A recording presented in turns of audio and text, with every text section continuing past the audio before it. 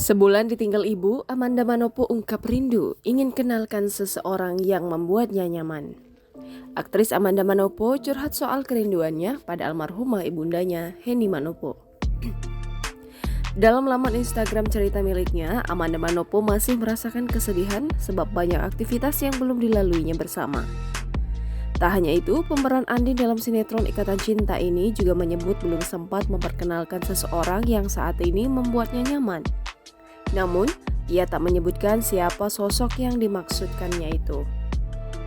Aktris Amanda Manopo terpukul atas kepergian ibunya Henny Manopo pada 25 Juli lalu. Ia masih diliputi perasaan kehilangan.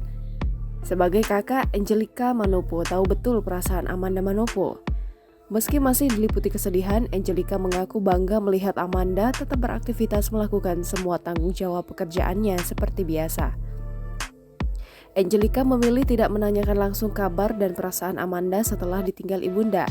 Ia percaya setiap orang punya cara sendiri untuk sembuh dari kehilangan.